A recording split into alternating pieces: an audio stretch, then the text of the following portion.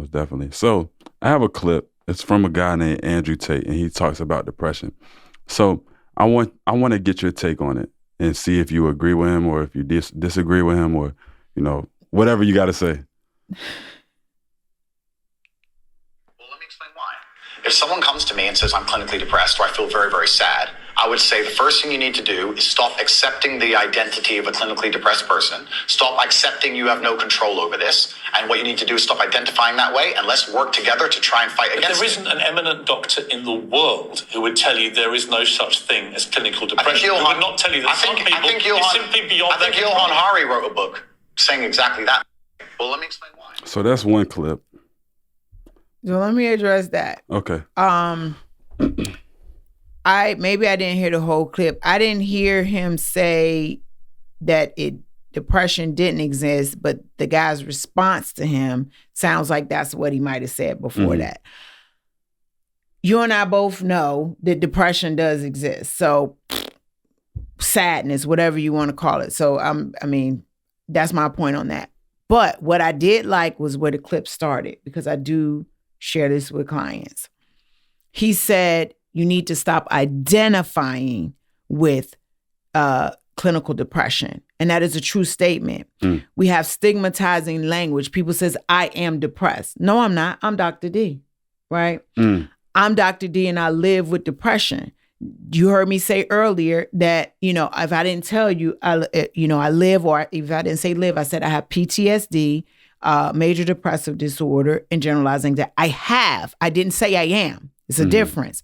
And you might think it's a little word. Like, what is she saying? The same thing? No. If you think of the Bible, right? I'm not a religious person, but it's a story. He says, I am that I am, right? I am. If you're walking in, who are you? I am Steve, right? You say that you proud. Believe you are. Exactly. So if I say I am depression or I am depressed, and that's how you feel. People ask me, how are you doing today? Some people say, fine, fine, fine. I say, I'm well.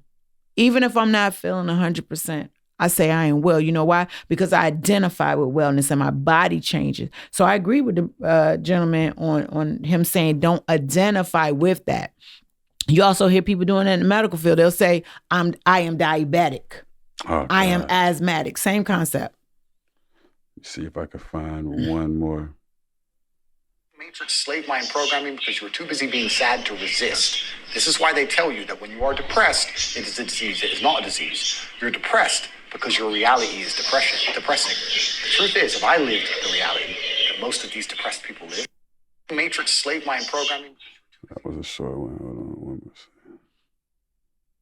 Let's see this. And my point is that a lot of people who are clinically depressed are suffering with something in their life, and if you fix the problem in their life, perhaps they won't feel depressed anymore. That's not a disease. Yeah, but Andrew, that's situational. Andrew, you're simply wrong. If that's what you believe, Piers. That's what I believe. I don't believe in things that take power away. There is not an eminent doctor in the world Piers that would agree with you. Piers, do you think you know more than doctors? I can't become clinically depressed. Why do you know? Because I don't believe in it. I can't be haunted by a ghost if I don't believe in ghosts. Well, that's like saying I'm never going to die because I don't believe in it. It's ridiculous. And my point is that a lot. So what do you think about, that was kind of along the lines, he said, I can't become depressed because I don't believe in it. I'm not going to debate with the brother on reality, right? I'm not. I mean, if that's his reality, I'm not going to debate on him about that. I can't say that it is a fact that everyone gets depressed. I believe that a part of the human experience is that we all would experience some type of sadness. Would it have to be depression or what have you? Even the term clinical depression is not an actual diagnosis, but I want to speak more clearly to what the brother said. He said disease. So this is why I say we need to read books in our community, because as far as I know, he's not a part of our community per se, right? So maybe where they're from or where he's from. I think his dad is black and his mom was white. Isn't he from?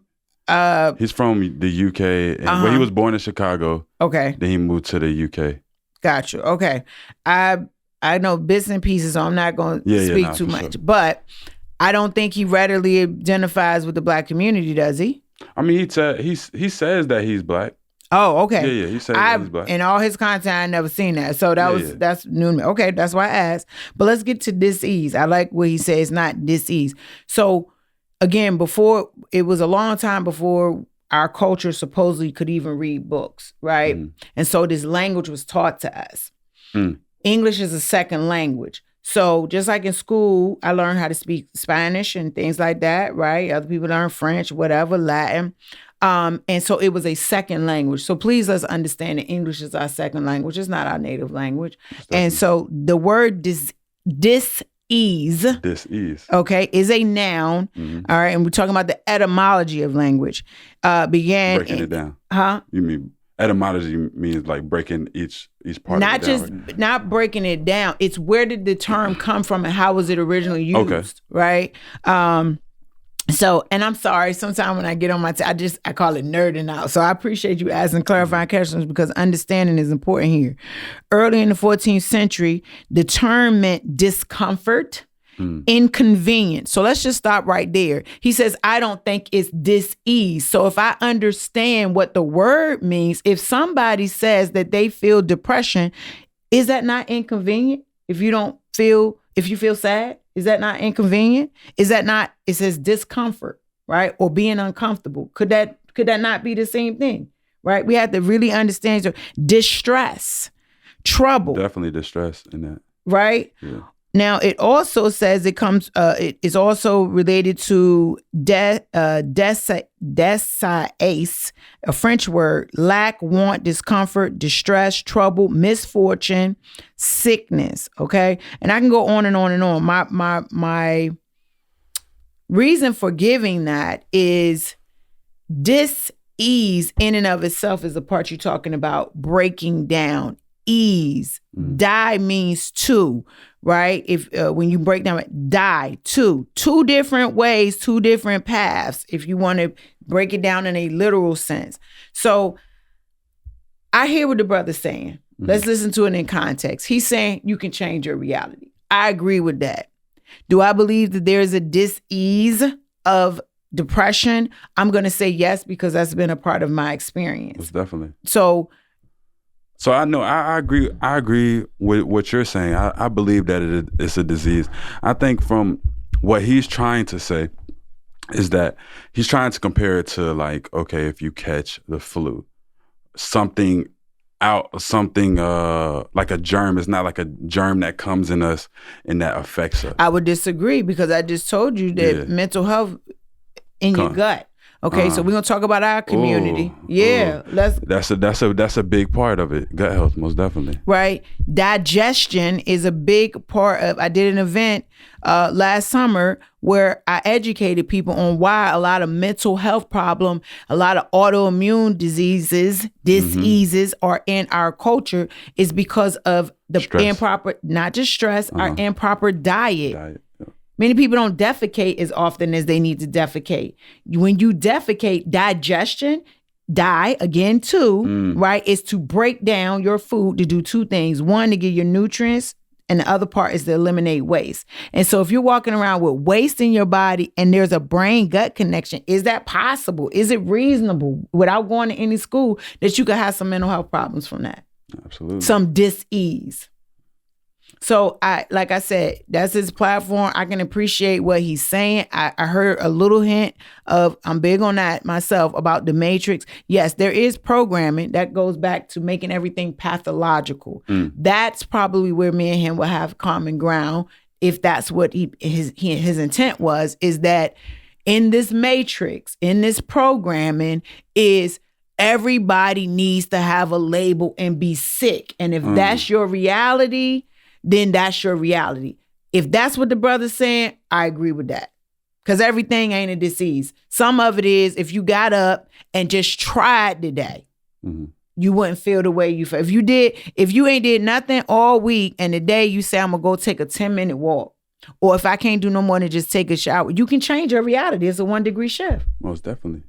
I truly believe that. And I think you bring it back to working out. At least that's what I do. Like when I started working out, that's when I started believing like, dang, like you take little steps. It doesn't have to be like a big step to change your reality. You take little steps every day, you're going to realize your reality changes, whether that be business, whether that be you working out, whether that be you overcoming whatever anxiety that is you're facing. So, we just created a reality in here. You know what I mean? We created a therapy session. We created a conversation among a person, a female of color, a man of color, candid conversation, vulnerability. I mean, we're constantly creating. That's the thing. We're constantly creating, right? Although we're constantly creating, we're creating it within something though. So if you grew up in a hood, if you will, is that not your reality? So I that's why I'm saying that, to go back to what the brother's saying, you know, depression is just somebody's reality.